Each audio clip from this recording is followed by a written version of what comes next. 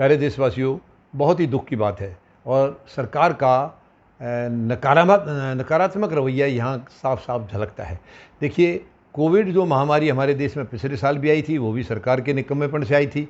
अब दोबारा आई है, ये तो सरकार की बहुत ही भयंकर लापरवाही की वजह से आई है, क्योंकि 13-14 महीने में सरकार ने कुछ भी नहीं किया, कोई तैयारी नहीं की। और चलिए, जो भी हुआ है, इतनी मौतें हुई हैं, कितना भयानक मंजर था, देख देख करके मेरे ख्याल में पूरा देश हैरान था। एक दाह संस्कार हो रहा है तो दूसरा तैयार है, लाइन लगी हुई है, 15-15, 20-20 अर्थियाँ एक लाइन में लगी हैं। और माननीय सर्वोच्च न्यायालय ने सरकार को आदेश दिया था कि कोविड से जितनी मौतें हुई हैं, हर एक को 4-4 लाख रुपए का मुआवजा दिया जाए। और सरकार ने कल हलफनामा दायर करके उसके लिए साफ साफ मना कर दिया है।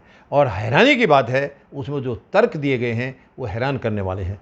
सरकार ने तर्क दिया है कि ये, पहली बात तो उन्होंने ये कह दिया कि कोविड जो है वो कोई आपदा नहीं है। तो क्या प्रधानमंत्री महोदय आपने बनाया था इसको?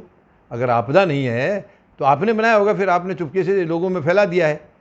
लोगों में तो आपदा ही आई ना। ये आपदा क्या होता है? बाढ़ आ गई, भूकंप आ गया, ये भी तो वैसे ही आया है। सर्वनाश तो इसने भी किया, सर्वनाश वो भी करते हैं, तो ये आपदा क्यों नहीं है? मेरी समझ से बाहर है ये।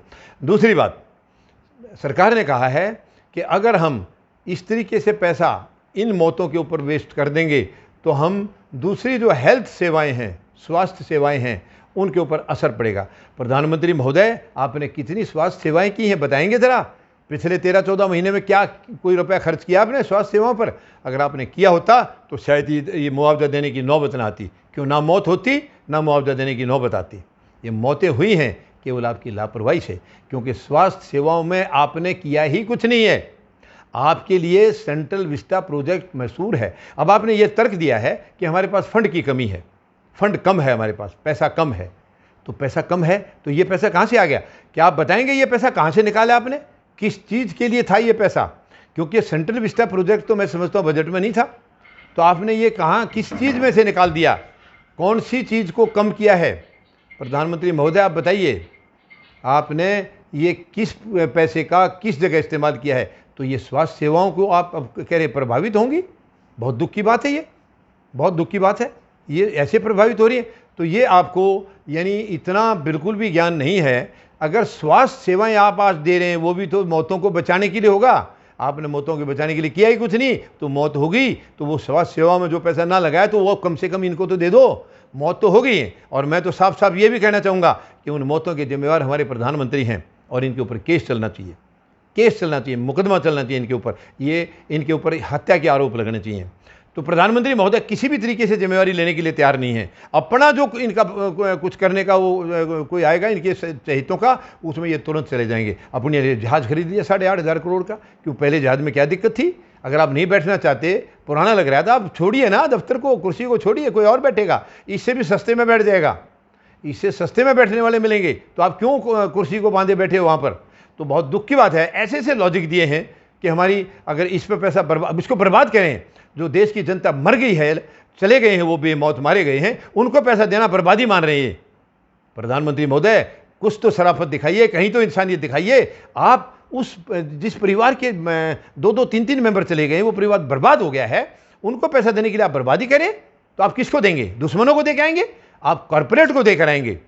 उस पीड़ित को आपको देने के लिए नहीं है, पीड़ित परिवार के लिए आपके पास पैसा नहीं है। बहुत दुख की बात है। माननीय न्यायालय से मैं अपील करूंगा, प्रधानमंत्री महोदय के खिलाफ केस दायर किया जाए, ऐसी सोच के खिलाफ। ऐसी सोच वाला व्यक्ति देश का भला नहीं कर सकता है। देश का प्रधानमंत्री होने के लायक नहीं है ऐसा आदमी। देश का प्रधानमंत्री वही होता है जो देश के वर्ग की रक्षा करे, देश के वर्ग की चिंता करे। 13-14 महीने में पहली इनसे गलती हुई, कोरोना ने इनका लाया हुआ है, मैं दावे के साथ कह सकता हूं। लेकिन फिर भी कम से कम वो जो भुगत लिया देश ने, उसके बाद तो वो जाग जाते, उसके बाद तो ऐसे हालात करते, स्वास्थ्य सेवाएं बढ़ाते, आप हॉस्पिटल बढ़ाते, गैस प्लांट लगाते, ताकि आपको ये मौतों के लिए अब मुआवजा देने की जरूरत नहीं पड़ती, क्योंकि मौतें होती नहीं, हमारे पास सब इलाज होते। गैस की कमी की वजह से आधे से ज़्यादा मौतें हुई हैं। आप जवाब देंगे प्रधानमंत्री महोदय? आप जवाबदार हैं इसके लिए, आप इनकी मौत के जिम्मेवार हैं, आपके ऊपर केस चलना चाहिए। बहुत ही दुर्भाग्य की बात है ये इस देश के लिए कि आप जैसी मानसिकता का व्यक्ति प्रधानमंत्री के पद पर बैठा है। बहुत बहुत कष्ट हो रहा है मुझे ये सुन करके। क्या होगा देश का आगे? आगे आपकी सोच 7 साल से लगातार बिगड़ती जा रही है। आगे और क्या होगा? आगे आप और देश का क्या करना चाह रहे हैं? ये मेरे लिए चिंता का विषय है, देशवासियों के लिए चिंता का विषय है। आइए हम सब इस पर गौर करें और इस सरकार को तुरंत बाहर निकालें। धन्यवाद। जय जवान, जय किसान, जय हिंद।